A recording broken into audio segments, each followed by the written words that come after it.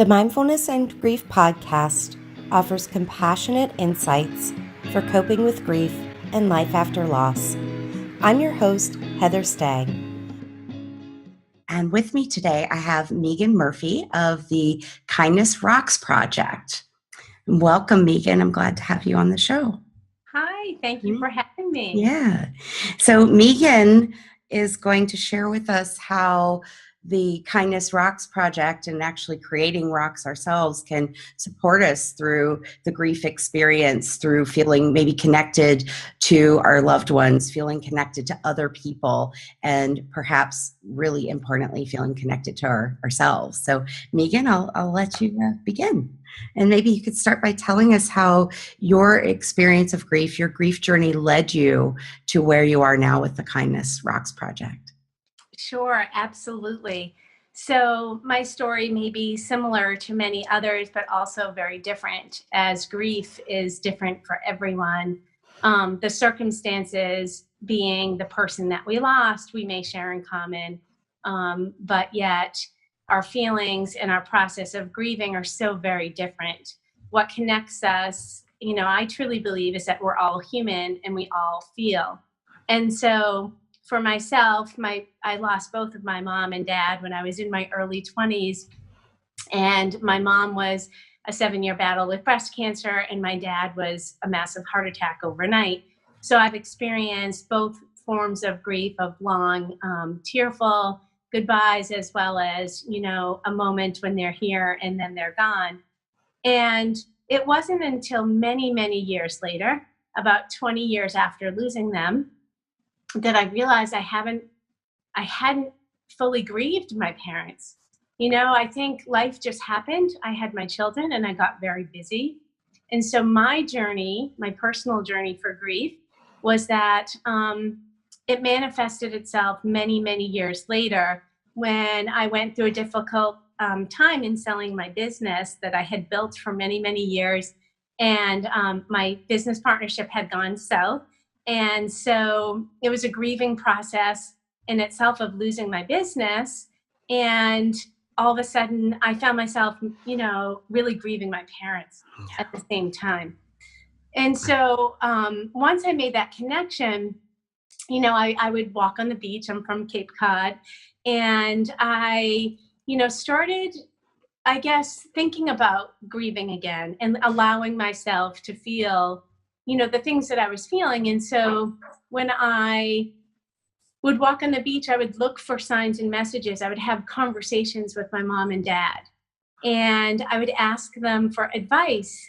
At that stage in my life, it was 20 years later, and I had 3 teenage daughters that I was raising, and, the difficulties of raising children in this day and age.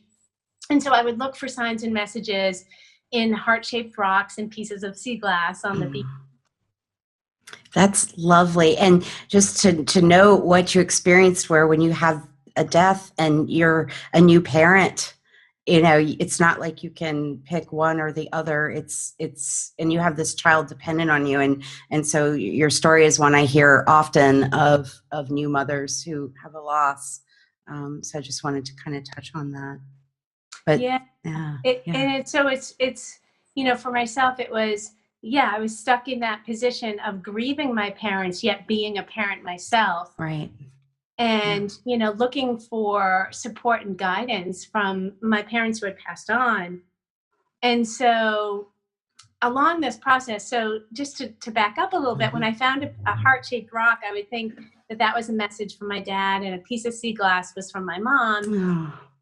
And it was simply because the questions that I was asking at the time just seemed like my mom was very supportive and emotional, and my dad was very pragmatic. And so those were the things that I would find during those questions. And so that's why I came up with this process in my mind. But yet, after doing this for many, many, many weeks, I realized that it made me feel good. But I also realized that the messages were not coming from anywhere outside of me, that the messages were coming from within me.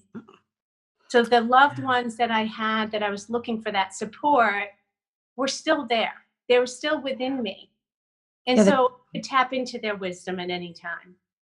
The conversation was still being continued. Yes, yes. Yes. Yes. And I imagine during that time where things were falling apart in the business world, you probably wanted to, you want to go sit down and talk to mom and dad and receive comfort. And even though they weren't physically there, they've imparted to you through the relationship the tools you needed to carry that on. And I get goosebumps just saying that. Yeah, yeah. Yeah. It was really, I mean, that realization that, I was feeling supported externally, but yet it was really coming from within Yeah. was so lovely because it made me realize that, the gifts that they left with me and their legacy carries on through me. Yes. And so once I made that realization, I think I was able to grieve. And also, so what happened was once I made this realization and I felt really empowered, I began painting and writing inspirational messages on rocks for other people because I thought if I left these little messages around that maybe other people too would feel, maybe have the same epiphany or feel supported or, like it was a message from a long lost loved one. And so, that process for me, that creative process also really helped me grieve as well. Do you have any rocks lying around nearby that you could pick up and show us? Yeah, well, Eh, actually, I have some cards right now because Beautiful. I have rocks all over my house. I just don't have them on this, and I don't want to leave and come back. But so what happened was, um, typically, so it's called the Kindness Rocks Project. And what happened was, once I started leaving the rocks on the beach for others, I live on Cape Cod, and so people come from around the world to vacation, and they picked up the rocks, and then they put them on social media. And my daughter told me, you should open up a social media page, and that's what we did. And so people started sharing their rocks with me. And so it really took off because the messages had a lot of meaning. And so for me, every time that I painted and dropped a rock, it really had it was a message that I would want to find. Oh, that's so beautiful. You're giving to others what you need. Yes, exactly. And aren't we all supposed to be doing that? Isn't that what compassion is? Yes, absolutely. Oh, today, Yeah. I'm so glad that you just brought up that about compassion because many times on my morning walks, I get like splashes of insight. It's like my quiet time. And this morning I was thinking about compassion and how these really difficult moments that happen for us, these painful experiences, whether it be grief or whether it be that we're going through something very stressful, um, it's like earth school for compassion, right? Because once we experience that, then we are able to look at others and connect with them on a greater level and have more compassion and empathy. And it connects us all because we are more aware. We're more aware of others, and so when we're more aware of others, it makes us kinder, and the world becomes a better place. Yes, and that compassion piece is so important, I think, for healing, the parts of us that feel hurt, whether it's grief or anything else. When we feel isolated and disconnected and like this only is happening to me, Yeah. it can just exacerbate it. And what I think of grief as this very personal, even unique, that word unique is one that we often cringe at because it's overused. But in terms of grief, it's about the specific relationship you had with that one person and that dynamic. And at the same time, grief is universal. Yeah. And so there's no way of saying it's not one or the other, it's both. And I think your practice of leaving these rocks, it's both acknowledging your personal need, your personal heart's longing, Yeah. and recognizing there's that common humanity. And I love Kristen Neff's definition of self-compassion, which the first one is self-kindness, being nice to yourself. The second one is common humanity, which is Mm-hmm. what this is about. And the third one's mindfulness. And I think the rocks really support that whole piece. Yeah, absolutely. Absolutely. So back to your Mhm. question, do I have any rocks? So I made some cards because what happened was people started joining me, and I would do workshops, and they wanted to see examples because, I don't know, people get in their heads like, my artwork is not enough, or I don't know what to say. I would say, it's what's in your heart. You just put out there, and it's not about the artwork, and it's really not about the message. It's about you thinking about somebody else and putting something out there. And so I created these cards. So they're kind of, this is actually an affirmation. So it's all positive affirmations. So for example, I'm always in the right place at the right time. Oh, that's beautiful. And I love that your cards are, because you gave me a couple of your cards, which was super sweet. I love how you have the rocks with these lovely backgrounds, and it just is like, it's so simple but elegant. But self-love is my superpower. Oh, that goes to what you were speaking about. So it's yeah, it's a lovely thing. I know you have some rocks. I do. I brought some rocks for show and tell.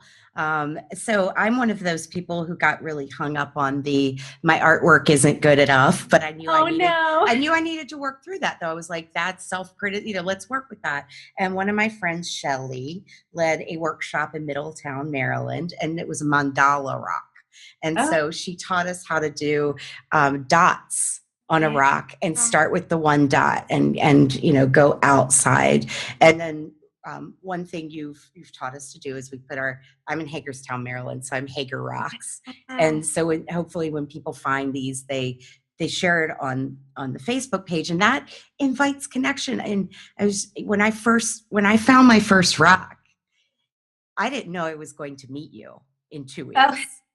And actually my husband kind of looked up in a tree, kind of funny. And I looked up and I was like, oh, I've kind of heard about those.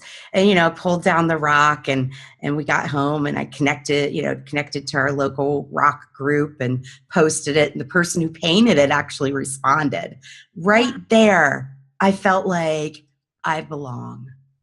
I'm part of this tribe. I'm part of a community. There's people, and it's an active group, and that's people do it for different reasons. And then 2 weeks later, you and I wound up at the National Fallen Firefighters Foundation Wellness Conference presenting together, and I was so excited.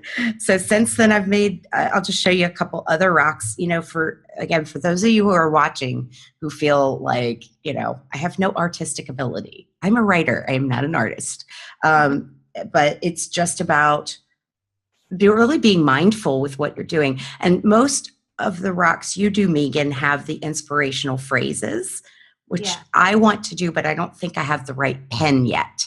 I'm having a pen issue. So I've been doing, this was my first tree rock. It was actually my second rock I did under Shelley's guidance. And I'll show one more. This one, my friend Heidi Frisella did, but it's at my house because we had a little rock party, and I just loved this. Oh, now, beautiful, yeah. Simple, but if you're out there walking in the park and whether you're feeling joyful or sad, now is a really powerful message to receive. Yeah. So, yeah. I love that. Yeah, and I think one of the things is that when we're grieving, we feel all alone.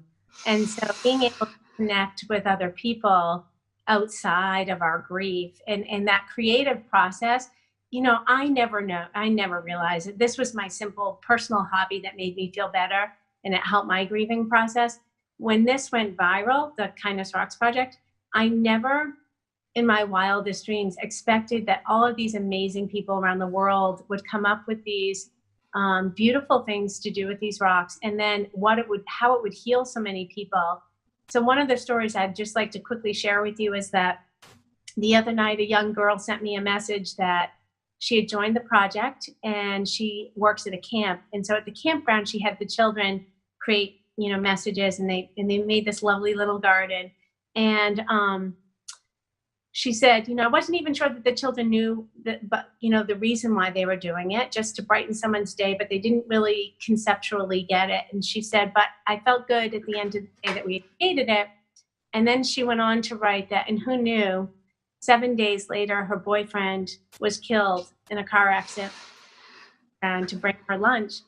And she had a very difficult time. So she stayed in the cabin. she really, removed herself from everybody because it was so devastating. And yet the first day that she ventured out of the cabin, she went over to this garden. She said, who knew that this garden that I created 7 days prior, that I would need to be the recipient of those messages. And she picked up a rock that her boyfriend had made that was still there. And she said it was so healing for her. And, and it was amazing to me, amazing to me.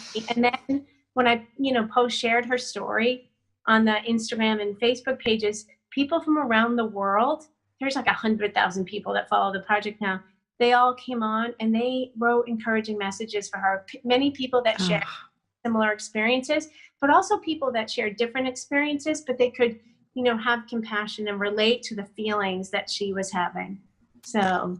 Wow. And I'm sure that rock is going to be a treasured piece of her life. That the memory in it, the heart in it, the fact that he was someone who would do who would even paint a rock. Yeah. Wow. It's so beautiful. It's so beautiful. Yeah. It's amazing when tragedy and beauty intersect. Yes. Yeah. Yeah. Wow. And can you talk a little bit for people who are new to this Kindness Rocks project, just what a garden is? Because, there's a few different ways where you might come across a rock. Yeah, so you might come across a rock. It started where I would just randomly paint and drop them along the beach in different areas where people would be walking, or I drop it at the grocery store, or, at the park, any place that I would think that someone that may need a message would find it. But then it evolved because one day I was walking on the beach and a piece of driftwood came up and it looked like a sign. It was like this perfect piece of driftwood. And I thought, I wonder if I made a garden, if I planted an inspiration garden is what came to me. I told you these messages come in as I walk on the beach. And immediately the words that came to me at this time about planting that was the Kindness Rocks Project. One message at just the right moment can change someone's entire day, outlook, or life. Share one, take one, or leave one. And so I put that at the beach, at the entrance, and I did this for almost a year anonymously. And every morning I would fill my pockets with rocks and I'd go down to the beach and I'd make sure nobody was around. And then I would put these rocks all around this garden. And it was so lovely.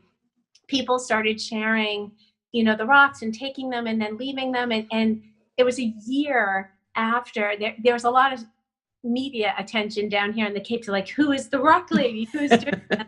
And so, I was it was a vulnerable thing. I was really embarrassed about doing it. Yet I knew that many people loved it and needed it, but I didn't want to focus the attention on me because it was about the message and it was about the beauty that someone whom you may never meet, you have a connection with through that message that was on that rock, that you weren't alone. So I was very mindful of that and I wanted that to, remain, but once it went, kind of international, I had to kind of take ownership of that so that I could help move this project forward. As I always say, it's like work that's coming through me. It's not by me. Yeah. You're in service to the work. And that's part of why I love you. This is always a funny thing for an egoless person to hear, but you're so egoless. And like, it's so beautiful to watch you share your heart with the world. And I think about going back to the young lady at the camp. All these strangers show up. We often can talk about how social media can bring the world down, but how did that lift her up in a way that she would have never experienced? And something happens in our brain when we feel that kindness from other people and from strangers that can help us be more resilient through the most difficult life experience. And I feel, Heather, that it's a strange thing. Maybe you could speak more to this, but it's often those strangers that support is more impactful. Yeah.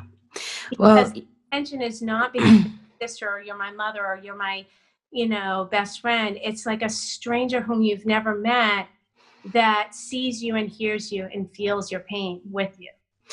Yeah, and I don't know any, like, I couldn't pull from research on that, but I can tell you what my sense is. Yeah. My sense is, number one, when we're going through a major loss, those closest to us are also going through the major loss. And so their resources are quite depleted as well. And so, in some family systems, in some friend systems, people become much closer, but in many of them, we grieve in different ways, and we're all very irritable. One of the things we don't think about when we're grieving is we're irritable, and people get on our nerves, and those closest to us are the ones that are safest for us to argue with and push away. But a stranger who can come up and with no agenda at all. They're not trying to fix you. They're not, you may never see them or hear them again, but they say, I see you for who you are. I have no expectations for you. I have no, because I think sometimes I've experienced it in my own grief experience where a friend will say something and they mean to be kind, but really what they're trying to do is to get you to change how you're behaving so they can feel less on edge. Yes. Yeah. Here's what you need to do to stop crying, and you're like, I don't want to stop crying. Like, this is my grief experience. And so I think that there's something to that, and that common humanity piece. For grief, this is why I think, so many people benefit from being maybe not in a formal grief group. I mean, though those certainly help, but even like a rock community. Because in my Hager Rocks, it hasn't come up yet. I'm new in it, but even though it's not a grief group, I bet there are a lot of people there who've experienced grief. Absolutely, it's kind of interesting that the themes of my rocks. Like I said, oftentimes the message that I put on the social media pages are what I'm personally dealing with. Yeah. But other times I look at what other people are posting. I join many groups and I watch what they're doing, and I try and interact with as many people as I can to keep it on track, right? To keep it, what's the mission? What's the intention, I should say? And the intention is, to create a kinder, more compassionate world and connect us through, something as simple as a rock. And so often I'll see and I'll watch the other groups and I'll see things going on in their groups. And then I'll go, oh, there needs to be a rock about grief right now because there's many people grieving. Or if there's a major news event going on that's devastating, oftentimes that if we're depressed or lonely or sad, and then something major happens in the world, it exasperates that for us and gives us these feelings of overwhelming feelings. And so I look for like messages that can bring us together during those times. And you did that just, what was it, last week or very recently with the suicides of Kate Spade and Anthony Bourdain. And I saw you post the 1-800 talk line, which I used to actually work on. And I felt like, what a great way, and I had a thought. I was like, wouldn't it be interesting to put those at bridges that are known for these types of deaths, or outside of mental health clinics, or I really think that was a great way to bring awareness to that very helpful program. Because you're right, when we have suicides in the news of famous, well-known people, the suicide rate goes up in the country. Yeah, absolutely. Yeah. And, and I have a very good friend who, lost her son. And I thought, the other thing for me was that when it happens to people that are celebrities or in the media, people take notice. But there's kids every day that are taking their lives that have such anxiety. And, so again, it's almost like when natural disasters happen and we all bond together. Like, why can't we just do that on a regular basis? Why does it have to take a big, public tragedy for us to be kinder and more compassionate? Why can't we be more mindful, pay attention, and be there for one another, every day and every day? And maybe maybe kindness is the answer. And I think your rock project, because let me tell you, painting rocks is quite addictive. Yeah. Like, it's hard to walk past the little craft table and not sit down and paint, but maybe by creating this this, unintentional movement, you're helping that because people want to paint rocks whether something's going on or not, just because it feels good. I haven't done a lot of research around creativity. I've done some, certainly on mindfulness and creativity and how that can boost it. But the creative process, when we can get into flow, that can certainly help with our with our mood, with anxiety or depression. Yeah, I think that it takes us, like when we were children and we were in elementary school and we'd be coloring or doing worksheets and we would lose track of time. Yes, the flow, right? That's what they call that. You just kind of sit and your mind goes blank and it takes you away. I know for me personally, also getting into nature is really important. So if I have something going on personally, if I'm not, painting rocks, or I'm just taking a walk in nature with my dogs and just like noticing everything, and really feeling gratitude for all that we have around us. And, that's another great way to get us out of these feelings, and just be a part of something so much bigger than ourselves. Yes. Well, and these rocks are definitely tied to nature, right? I mean, because they're rocks, they come from nature. Yeah. So maybe it would be really interesting to talk about how people could get started. Like if they want to, I had a friend the other day who actually was like, are you part of that rocks project? And I was like, well, anyone can be. It's not like that I signed up for a membership. Yeah. So what can you say to that for people who are interested in checking it out, or how can they find out about the supplies they need or where to get rocks?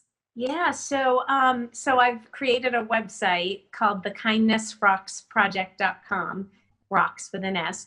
Because it's like kindness rocks, right? I love the double entendre. Like it's literally a here, I'll pull up one of my shelves.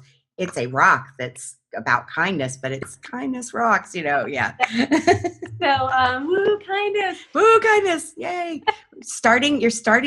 You've not started. You have birthed a movement. Yeah, it's kind of crazy because people ask me, I was asked to speak at a social media event to speak to how to create a social media movement. I'm like, I don't think that there is any thing other than, paying attention, being mindful and reaching out. So I literally work 24/7, just responding to every single person that reaches out to me, because people just want to be heard and they want to know they matter. So if you want to know the secret to success on social media, be kind, give relevant information, be compassionate, and respond to people. Oh. And so it's not rocket science. It's how to make this world just a better place is what you do. And then, it will take off from there. But so in any event, I started this website because I spent most of my days responding to people. What should I do? I want to join. And, I never had the intention to be like, this is my project. And so, you have to do it this way. But I have suggestions. And, I love when people start their own Facebook pages or whatever, if they'd like to do that, they link it back to the Kindness Rocks Project by just using our hashtag when they post, because together our voice is, stronger. But I want them to have ownership. I want them to feel empowered. So, like your group down there, to, create their own page, and then they have a community of people. And often people from different parts of the country can join in. But so you can go to the website, and there you have all the frequently asked questions. I give tips and advice of how to start your own page and group, and as well as, the best materials that I have found to use, like the paint pens from Artistro, and the acrylic paints and the rocks and things like that. So everything's right on the website that you can click right through. I have a curriculum for educational for grades 1 through 3. Or pre-K through 3. And then also the cards, the kindness cards, because when you're traveling, it's very heavy to carry rocks, and you can take them from me because I've done that, but you can take, I have these cards that you could come and you can have these cards and you can hand them out to people, or leave them with a waitress, or leave one at, some place that you are. And it has the same kind of meaning behind it. It's just leaving a kind message. Yeah.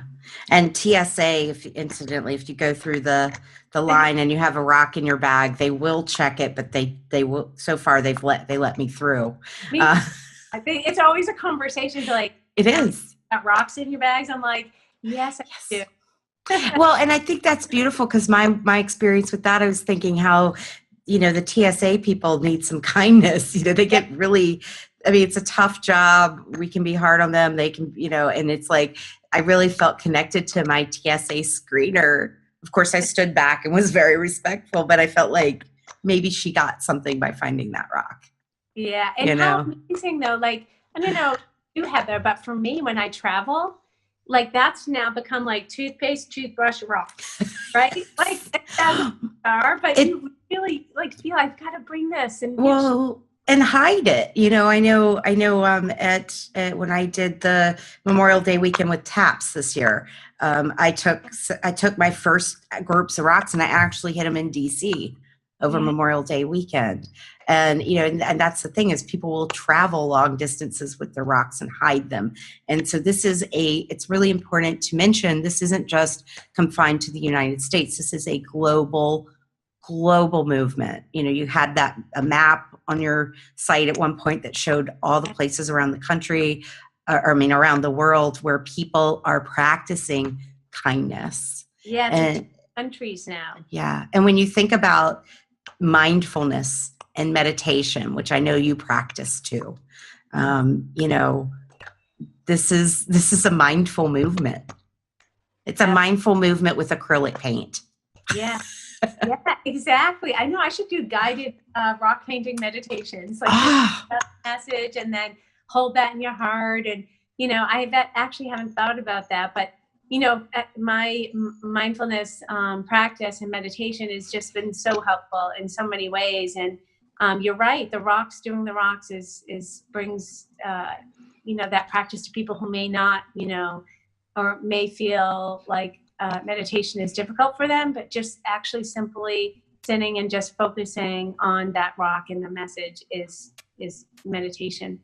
And I think about the monks in the sand mandalas, where they spend hours, days creating these mandalas out of sand that then at the end are,